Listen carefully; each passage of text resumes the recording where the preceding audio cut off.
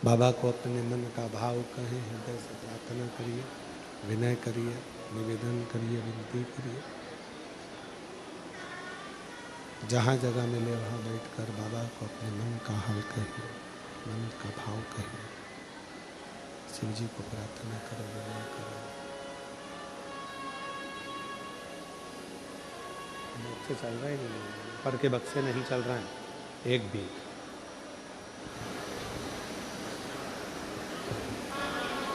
मन का भाव बाबा को कहो, दिल से प्रार्थना करो, विनय करो, विनती करो, निवेदन करो। जहाँ जगह मिले वहाँ बाबा को प्रार्थना करिए, विनय करिए, निवेदन करिए।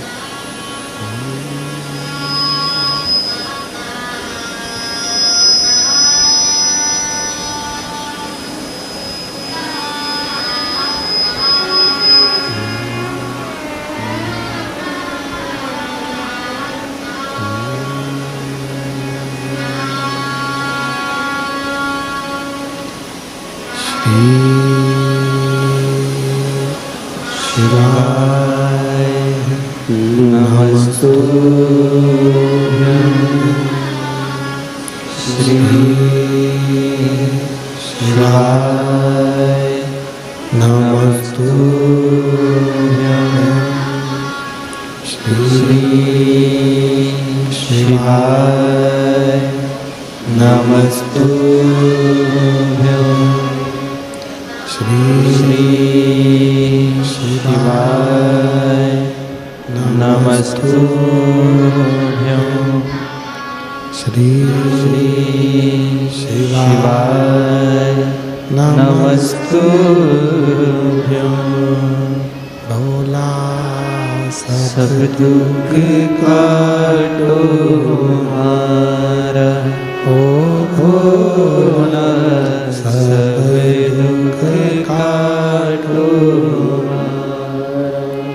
शिव शंकर जपूं तेरी माला, भोले बाबा जपूं तेरी माला।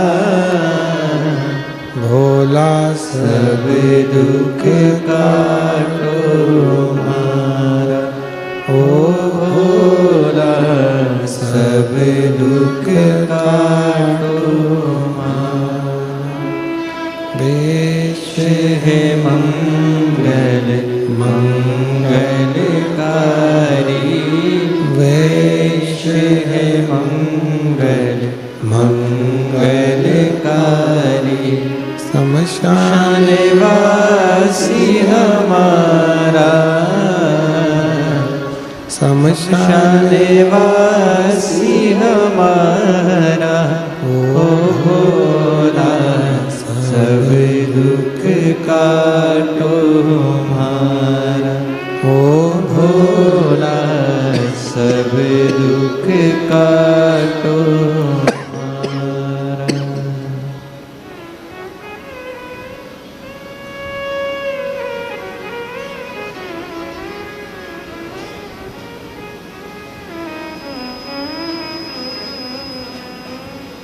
बाबा देव अधिदेव महादेव भगवान शिव की पवित्र कथा वर्णन कर रही है। शिव महापुराण की कथा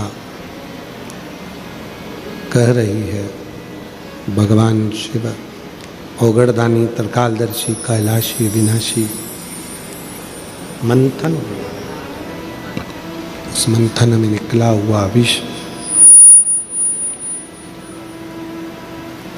पार्वती जी कह रही हैं कि इस विष को आप पिएंगे? हाँ प्रभु, ये तो हलाहल विष है, जिसको पीना चल नहीं रहा है, प्रेशर नहीं आ रहा है इनमें। ये तो हलाहल विष है, इसको आप पिए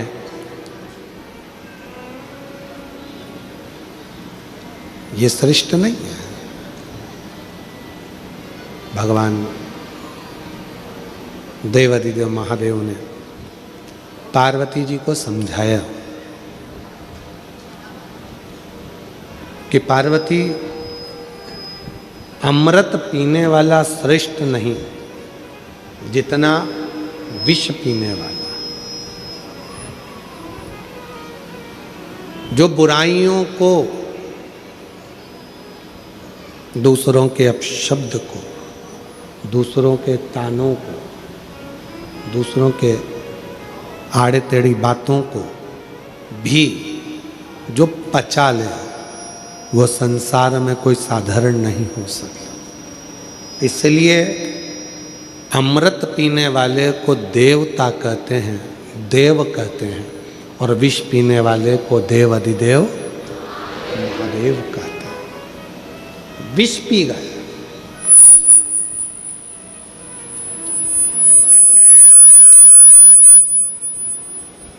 और विष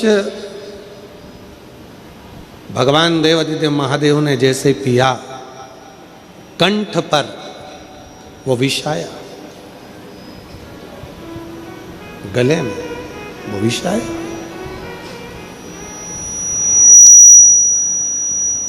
और जैसे ही कंठ पर विष आया, माँ जगत जननी पार्वती, माँ दुर्गा भवानी, माँ आद्य शक्ति, माँ पार्वती जी कंठ में जाकर उस विष को रोक ली।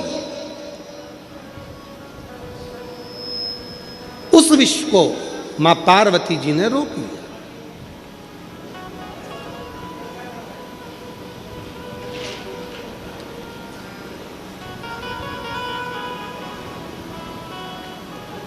शिव उस विष के तपन से करहा रहे थे। देखिएगा जरा, बहुत ध्यान देने वाली कथा है। लंका का राजा रावण कैलाश पर्वत उठाने के लिए गया था। हाथ भगवान देव अधिदेव महादेव का पर्वत कोई उठाना साधारण नहीं है। अहंकार के वश उठा रहा था, इसलिए नहीं उठा। अगर प्रेम के वश उठाता तो लंका के राजा रावण के हाथ में भी कैलाश चला जाता।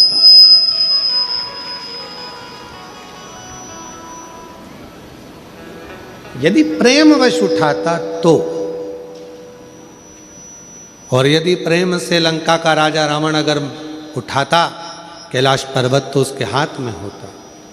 पर वो पर्वत उठाते समय हाथ भगवान ने अपने पांव का अंगूठा थोड़ा सा नीचे करा भोलेनाथ ने, और हाथ टूटने लगे, दबने लगे। तब रावण ने भगवान शिव को पुकारा।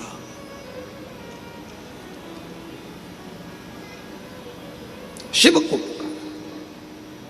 उच्चारण किया भगवान शंकर के नाम का। भगवान शंकर को जो पुकारा, स्तुति करी है शिव की कि ये मेरे हाथ टूट रहे हैं, ये मेरे हाथ दब रहे हैं।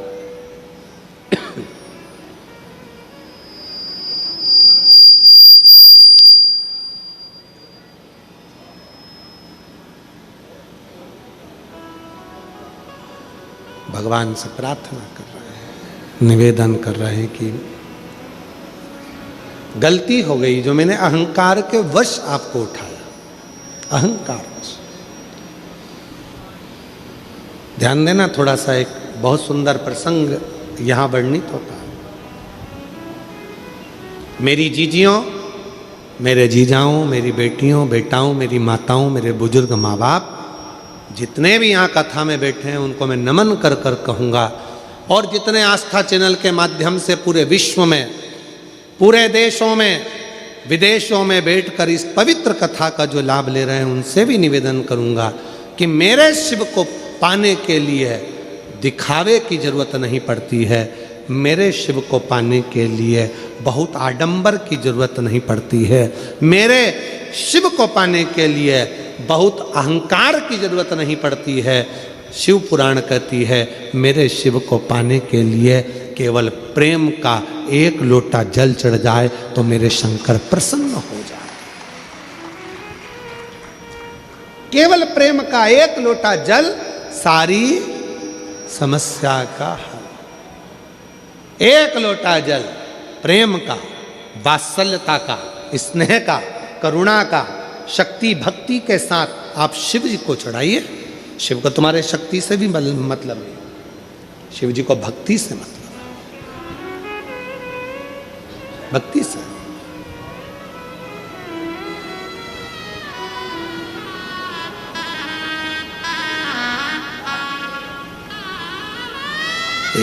एक पत्र में एक बहन जी ने लिखा है, कभी कभी हम शंकर भगवान को ब्रश से रगड़ देते हैं।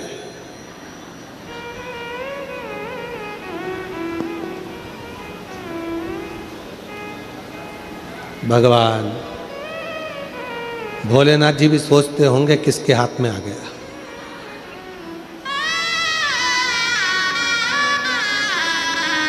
महाराज शिव जी को ब्रश से रगड़ने की जरूरत नहीं है। फिर किसी ने कहा कि हम भोलेनाथ जी को जब काले पड़ जाते हैं तो हम उन पे नींबू लगा के रगड़ देते हैं। ना ना नहीं,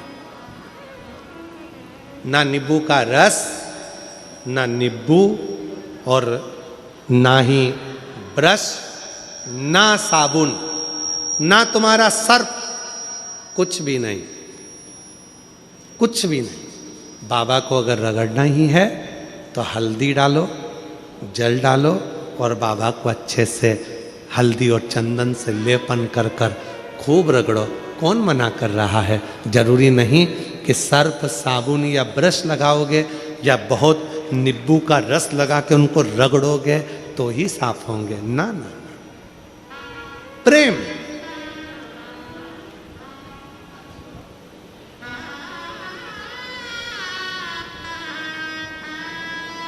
और भगत के बस में है भोलेनाथ, भगत के वश में है भोलेनाथ।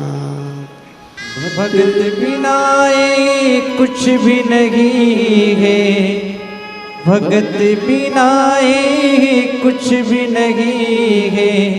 भगत की जान भगत के वश में है भोलेनाथ। भगत प्रेम।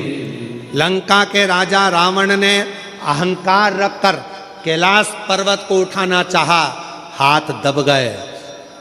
20 भुजा का बल, हजारों हाथों का बल लंका के राजा रावण ने लगा दिया तो भी उठा नहीं पाए। अगर उठा नहीं था, प्रेम के बल पर उठा लेते, उठ जाते। प्रेम के बल पर।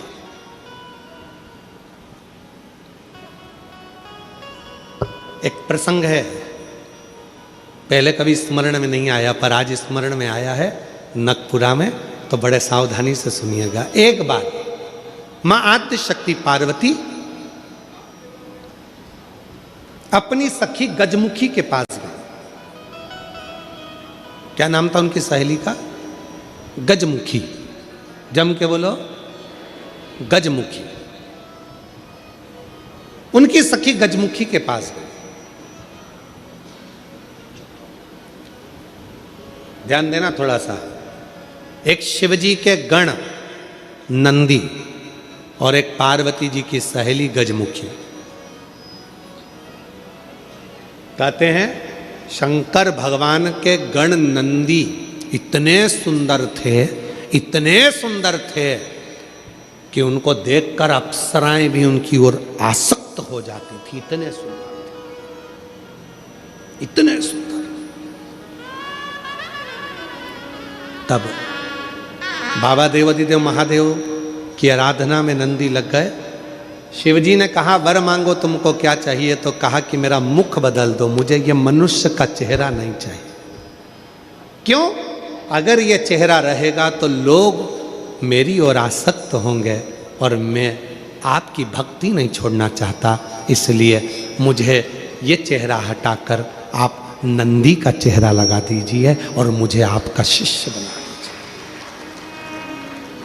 दूसरे नंबर पर है माता पार्वती जी की सहेली गजमुखी। इतनी सुंदर थी, इतनी सुंदर थी, इतनी सुंदर, जो आज के ज़माने में दिन भर इंस्टाग्राम पर और फेसबुक पर और ना जाना कौन कौन से वो सोशल मीडिया पे आप जितनी भी सुंदर सुंदर कहते हो ना, कितनी सुंदर कितनी सुंदर, ये सब जितनी दुनिया की सुंदरता है पार्वती जी के साथ रहने वाली एक उनकी सखी गजमुखी के चरणों की धूल के बराबर है, चरणों की धूल के बराबर। इतनी सुंदर थी गजमुखी। एक दिन गजमुखी आई पार्वती जी के पास, गौरा गौरा गौरा। गौरा ने कहा क्या बात है, क्या हो गया? एक वर चाहती हूं तुमसे। क्या वर है? बस मैं चाहती हूं कि जब भी मैं तेरे साथ चलूं पूरी दुनिया की दृष्टि केवल तुझ पर रहे, मुझको कोई ना देखे, ऐसा वर चाहिए। पार्वती जी ने कहा इतनी स्त्री की सुंदरता तो उसके चेहरे से ही होती है और तू ऐसा वर मांग रही? नहीं नहीं नहीं, मुझे बस तू वर दे दे, ऐसा वर दे दे। पार्वती जी ने कहा तुझे जो अच्छा लगे वो प्राप्त कर ले, मुझे हाथी का मुख लगा दे। हाथी का, ठीक है। गजमुखी हो गई पार्वती जी, बहुत सुंदर। अब एक बार गजमुखी ने नंदी से संवाद कर लिया। बहुत सुंदर प्रसंग है, थोड़ा ध्यान देना। पहली बार स्मरण में आया इसलिए उसको सुनाने का मन कर गया। बहुत सुंदर प्रसंग। गजमुखी ने नंदी से एक बार संवाद कर लिया। दोनों की खींचातानी होने लगी। नंदी कहने लगे भोलेनाथ जी के भार को मैं अपने कंधे पर लेकर चलता हूँ, मेरी पीठ पर शिव और शक्ति दोनों विराजमान होते हैं, मैं उन दोनों को भ्रमण कराते रहता हूँ। देखा मुझ में बल, मैं शिव और शक्ति को अपनी पीठ पर बिठाकर घुमाता रहता हूँ। गजमुखी सुनती रही, सुनती रही। गजमुखी ने कहा रे नंदी, ये तेरा भ्रम है कि तू शिव को उठाकर लेकर जा रहा। ये तेरा भ्रम है कि शंकर भगवान तेरी पीठ पर बैठकर जा रहे हैं। शंकर भगवान को लंका का राजा रावण भी ले जाना चाहता था, पर भगवान शंकर ने अपने अंगूठे को, मात्र पांव के अंगूठे के नख को इतना सा दबाया था और रावण ने पूरा बल लगा दिया था तो नहीं उठा पाया था। जरा सोच नंदी, वो तो शंकर भगवान की कृपा है तुझ पर, इसलिए शिव जब तुझ पर बैठते हैं हल्के हो जाते हैं, इसलिए तेरे साथ चले जाते हैं। पर नंदी मानने को तैयार नहीं। जब नंदी नहीं माना तब गजमुखी ने कहा कि नंदी मेरी बात मान ले। नंदी कहते नहीं नहीं, अगर तुम कहती हो कि शिव हल्के हो जाते हैं भक्त के लिए, तो तुम ऐसा कुछ कर कर बता दो कि शंकर भगवान तुम्हारे कहने पर बैठ जाए। ठीक है। आज गजमुखी पार्वती जी की आज्ञा लेकर तप साधना में बैठ गई। शिव जी प्रसन्न हो गए। क्या बात है गजमुखी, क्या चाहती हो? इतने दिनों से तुम तप साधना कर रही हो पार्वती की, आज मेरी तप साधना? क्या हुआ? बोलो गजमुखी, क्या चाहती हो? गजमुखी ने एक बेलपत्र का पत्ता दिया और बाबा भोलेनाथ जी से कहा, बाबा मेरा निवेदन है, इस पत्ते को मैं हवा में उड़ाऊंगी, आप उस पत्ते पर क्या बैठ जाओगे? शंकर भगवान बोलने लगे, अकेला बैठूं या पार्वती को भी बैठाऊं? गजमुखी बोली, इतने से पत्ते पर पार्वती भी बैठ जाएगी? शिव जी बोले, पार्वती को बिठाऊं, साथ में गणेश जी को भी बिठाऊं कि रिद्धि सिद्धि को भी बिठाऊं? गजमुखी ने कहा, इतने से पत्ते पर गणेश रिद्धि सिद्धि बैठ जाए। शिव जी बोले कि कार्तिकेय को भी बिठा लूं, कि अशोक सुंदरी को भी बिठा लूं, कि जया विशारा सामरी बारी दौतली देव सबको बिठा लूं? इतना बड़ा परिवार सब बैठ जाएगा? इतने में शिव जी बोले कि भगवान विष्णु और लक्ष्मी को भी बिठा लूं क्या? कहा विष्णु लक्ष्मी, तू कहे तो ब्रह्मा ब्रह्माणी को, ब्रह्मा ब्रह्माणी, इंद्र इंद्राणी, 33 कोटि देवता इस पत्ते पर बिठा देता हूं। बोल गजमुखी। गजमुखी मुस्कुराकर बोली, ये सब तो नहीं, केवल आप बैठ जाइए। गजमुखी ने शिव नाम लेकर पत्ते को शिवलिंग पर चढ़ाने के लिए बस थोड़ा सा उसको नीचे की ओर गिराया। उतनी देर में उस पत्ते के अधर पर मेरा शंकर आकर विराजमान हो गया। मेरा शिव, मेरा शिव उस पत्ते पर आकर विराजमान। आवाज लगाई, नंदी जल्दी आओ। तुम कहते थे मुझ में बल है, मैं शिव को पीठ पर बिठाता हूं। तुमसे ज्यादा बल एक बेलपत्री के पत्ते में है, जो पूरे 33 कोटि देवता को एक पत्ते पर बिठा सकता है। एक बेलपत्र के पत्र में वो बल होता है, एक बेलपत्र के पत्ते में वो बल होता है, पूरे ब्रह्मांड को वो अपने में समेटे रहता है। तब भगवान शिव ने प्रसन्न होकर कहा, सुनो गजमुखी, आज मैं प्रसन्न हुआ, तुम्हें वर देता हूं। जब भी पृथ्वी पर मृत्युलोक में कोई पार्थिव शिवलिंग का पूजन करेगा और पार्थिव मिट्टी का जब कोई शिवलिंग बनाएगा, उस शिवलिंग को केवल थाली पर, पाटे पर या लक्कड़ पर नहीं, मेरा बेलपत्र रखकर जब उस पर कोई शिवलिंग का निर्माण करेगा, जो कामना वो चाहेगा उसकी कामना शिव उसी क्षण पूरा कर देगा, उसी क्षण पूरा। आप में से कितने लोग हैं जो पार्थिव लिंग का निर्माण करते हैं? हाथ उठाओ। करते हो सब? वैसे नहीं करते होगे तो सावन में अपन लोग सब मिलकर ही करते। काय में बनाते हो? पात्र में। पात्र के अंदर जब शिवलिंग का निर्माण करते हो तो सबसे पहले नीचे एक बेलपत्र रखा, रखते हो? जम के तो बोलो, रखते हो ना? बहुत जरूरी है एक बेलपत्र। क्यों? कहते हैं जब हमने शिवलिंग बना लिया, पूजन चालू कर दी, पानी डालना प्रारंभ करा, ये तो मिट्टी है, धीरे धीरे पानी चढ़ते चढ़ते गलने लगती है। जब मिट्टी गलने लगती है, शिवलिंग थोड़ा थोड़ा थोड़ा थोड़ा खंडित होने लगता है। मन में आता है कि हमने शिव जी की पूजन करी, शिवलिंग मिट्टी का था, गल रहा है। शहद चढ़ाने से, दूध चढ़ाने से, जल चढ़ाने से, अभिषेक करने से मिट्टी गलने लगी है, शिवलिंग खंडित होने लगा है। शिव महापुराण की कथा कहती है, पार्थिव लिंग को, मिट्टी के शिवलिंग को जब हम बेलपत्र के ऊपर निर्माण करते हैं, पार्थिव शिवलिंग बनाकर पूजन करते हैं, तो वो मिट्टी का शिवलिंग अगर गल भी जाए, टूट भी जाए, पानी में बह भी जाए, तो याद रखना वो कभी खंडित नहीं माना जाता, वो अखंड ही माना जाता है। जब तक आपकी पूजन चलेगी तब तक वो अखंड ही माना जाएगा, जब तक उसका विसर्जन नहीं होगा। उसकी विसर्जन नहीं होगा तब तक वो अखंड कहलाएगा, अखंड। अब कई लोग कहते हैं गुरुजी वो पानी में हमने रखे वो पानी चढ़ाते ना, वो उसमें छेद हो जाता, वो पूरा गल जाता। गलने दो ना, बेलपत्री पर है ना, बेलपत्र पर है ना, तो क्या चिंता। अखंड है, अखंड। कितना सुंदर कहा है शिव महापुराण के अंदर।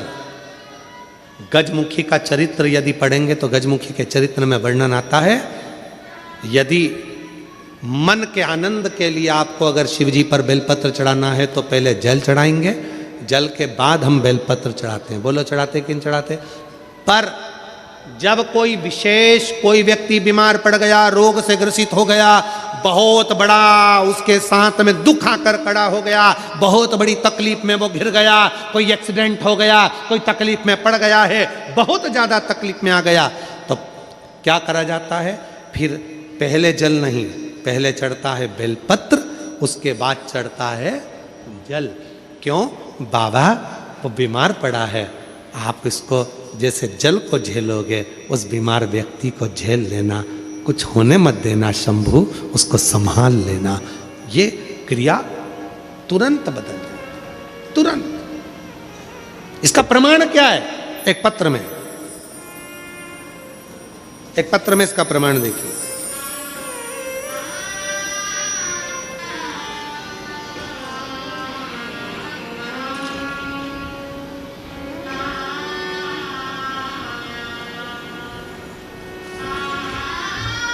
अर्चना कुमारी, पति का नाम अखिलेश सिंह, छत्तीसगढ़ पुलिस, पुत्री सुख सुंदरी अयाशी आयाशी, एड्रेस VIL रामपुर बेना, Arwal district Arwal Bihar. Mobile number ये है। कहीं बैठे हैं? कहीं बैठे हो तो हाथ हिलाइएगा, हाथ हिलाइएगा अगर कहीं बैठे। आप ही हैं क्या? ठीक ठीक ठीक है, हाथ हिला दो एक बार।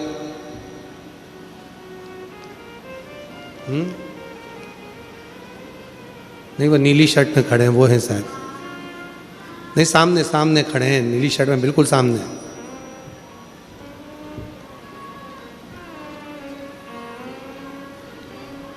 हाँ यही है, हाथ हिलाइए एक बार वापस। ठीक है, दिख गए, आ जाइए।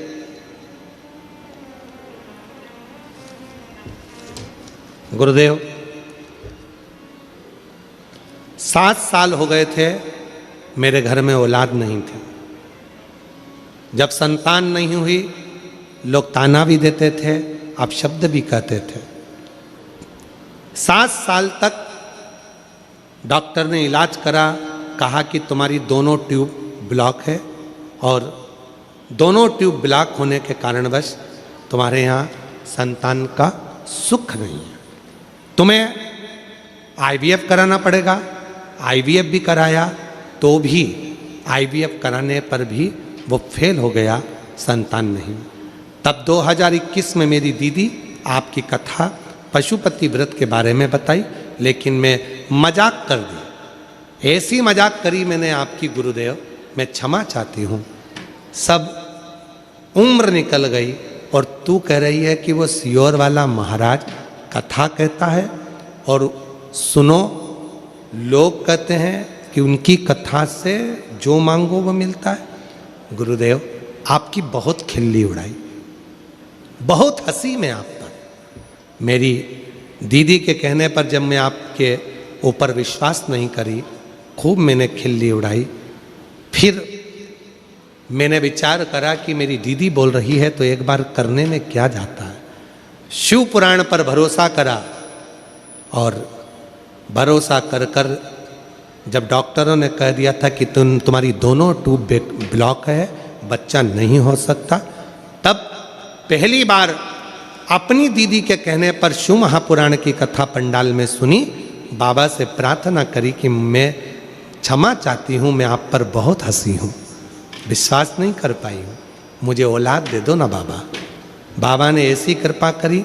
29/9/2022 को बाबा की कृपा से मेरे घर में संतान की प्राप्ति हुई। मैं बाबा को प्रणाम करती हूँ। गुरुदेव, पर किस्मत किसको कहते हैं कुछ समझ नहीं आता। बाबा, घर में खुशियाँ आई थी, बाबा ने खुशियाँ दी थी 29/9/2022 को और 13/10/2022 को मेरे पति मंत्रालय नया रायपुर राखी थाने पर ड्यूटी से वहाँ से आ रहे थे और उनका एक्सीडेंट हो गया। एक्सीडेंट हुआ, भयंकर एक्सीडेंट के कारण बस उनका ब्रेन पूरा फट गया, शरीर पूरा बेकार हो गया। उन्हें वेंटिलेटर पर डाल दिया। डॉक्टर ने कहा केवल 1% चांस हैं, मात्र 1% चांस हैं, और कहकर वेंटिलेटर पर डाल दिया। पड़े रहे, इलाज चलता रहा। मैं भी छोटी सी बच्चा कहाँ लेकर जाती। 15 दिन हुए थे बच्चे को। 15-20 दिन तक वेंटिलेटर पर पड़े रहने पर डॉक्टर ने कह दिया इसको कब तक यहाँ रखोगे, ले जाओ, ये काम के नहीं। क्या करें? डॉक्टर से कहा आप मेहनत करो। उसी समय 9 नवंबर को आपकी कथा गुड़ियाड़ी रायपुर में थी। एक्सीडेंट के तुरंत बाद हमने सुना था कि पंडाल की मिट्टी बहुत कामगार होती है। आ गई अपने छोटे से बच्चे को लेकर, 15 दिन का बच्चा लेकर, पति का एक्सीडेंट, और डॉक्टर ने 1% चांस और कोमा में पड़ा हुआ था। पंडाल में पहुंची, कथा हो चुकी थी, वहां की मिट्टी को लेकर हॉस्पिटल गई। वहां पर पति के पास मिट्टी रखकर उसके शरीर पर लगाई। थोड़ी देर बाद कोमा में पड़े हुए पति के शरीर में हलचल उत्पन्न होना प्रारंभ हुई, और जब शरीर में हलचल हुई, 40 दिन के बाद मेरे पति, थोड़ी सी हलचल होती है, और हलचल होने के बाद धीरे धीरे शरीर काम करना प्रारंभ करा। काम करते करते बाबा, डॉक्टर भी कहते हैं कि ये व्यक्ति कोमा में ही पड़ा रहता पूरी जिंदगी, पर उठता नहीं, क्योंकि ब्रेन पूरा बेकार हो चुका था। पहला कैसे हमारी जिंदगी में जो व्यक्ति यहाँ से सही होकर जा रहा है, और गुरुदेव बाबा की कृपा से आज मेरे बाबा ने मेरे पति को भी अच्छा कर दिया, मेरी गोदी भी भर दी, और हमने लिया था मेरा पति अच्छा हो जाए। रायपुर गुड़ियारी, दुर्ग जयंती स्टेडियम, नया रायपुर, रायपुर येजबहार और नकपुरा, ये 5 जगह पर कथा सुनी। आज बाबा को प्रणाम करने के लिए हम आए हैं, नमन करने के लिए। विश्वास, आ जाओ। शिव भरोसा किसको कहते हैं? जिसका पति अंतिम सांसें गिन रहा हो, डॉक्टर ने कह दिया 1% चांस है, 40 दिन तक कोमा में पड़ा हो, ब्रेन खुला हो, शरीर हाथ में कोई कंपन ना हो, श्वास केवल मशीन से धड़क रहा हो, और बच्चा नहीं, गोद में 15 दिन के बच्चे को लेकर जो बिलख रही हो, उसकी दशा क्या होगी, जरा विचार करिए। रोते नहीं, अब तो बाबा अच्छा कर दिया। अच्छा, आजा बाबू, आ जाओ।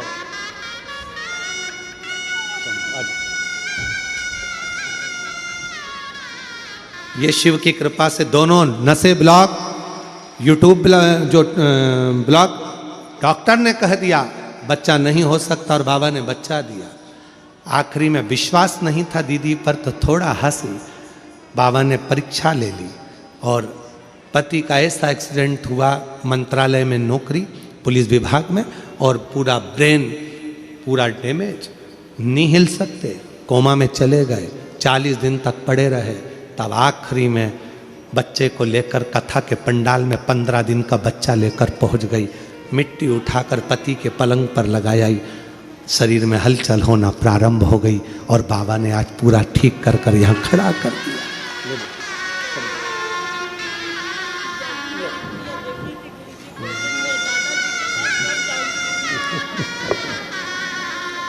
ले बाबा,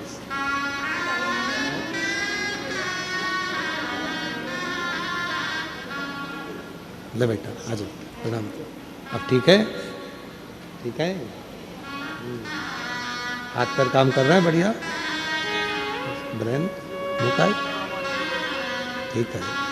बाबा ने इतना जिला दिया ना, बस दूसरा जीवन मिल गया, बहुत ही लगा, ठीक है।